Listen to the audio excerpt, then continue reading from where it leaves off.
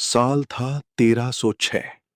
मध्य Asia की ठंडी हवाओं के बीच एक चमकता हुआ पत्थर पहली बार इतिहास के पन्नों में दर्ज होता है। एक ऐसा हीरा जिसकी चमक सिर्फ आंखों को नहीं, किस्मतों को अंधा कर देती थी।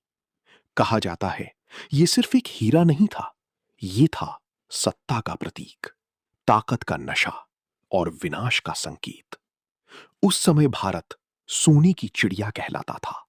हर कोने में समृद्धि थी, महलों में दौलत बहती थी और उन्हीं खजानों में छिपा था ये रहस्यमयी हीरा, कोहिनूर, जिसे पाने के लिए साम्राज्य उठे और गिर गए।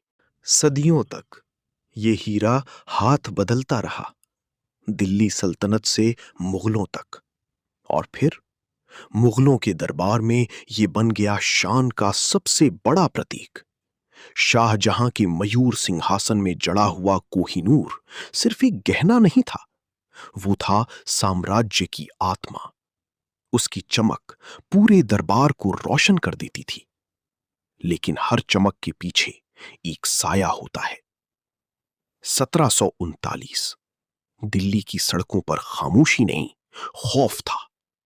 नादिर शाह एक तूफान बनकर आया और सब कुछ अपने साथ बहा ले गया।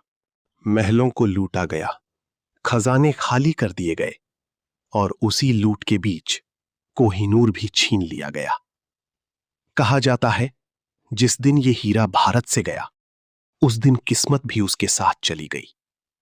नादिर शाह की मौत के बाद उसका साम्राज्य बिखर गया और फिर ये हीरा पहुंचता है पंजाब, महाराजा रंजीत सिंह के पास, जहां एक बार फिर शक्ति और सम्मान का दौर शुरू होता है।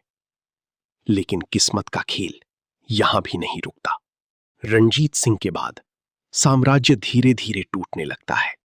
1849 अंग्रेजों की नजर इस हीरे पर पड़ती है और एक मासूम राजा से उसका ताज छीन लिया जाता है। फिर कोहिनूर पहुंचता है इंग्लैंड, क्वीन विक्टोरिया के ताज में जड़ा हुआ। यह हीरा अब एक नई कहानी लिख रहा था। लेकिन इतिहास गवाह है, जिसने भी इसे पहना उसकी जिंदगी में अशांति आई। आज भी यह हीरा सुरक्षित है, लेकिन इसकी चमक के पीछे छिपा है सदियों का दर्द और अधूरी कहानियों का सन्नाटा। अगर आपको ऐसे ही अमेजिंग और एंटरटेनिंग वीडियोस पसंद हैं, तो इस वीडियो को लाइक जरूर करें और अपना फीडबैक कमेंट में बताएं।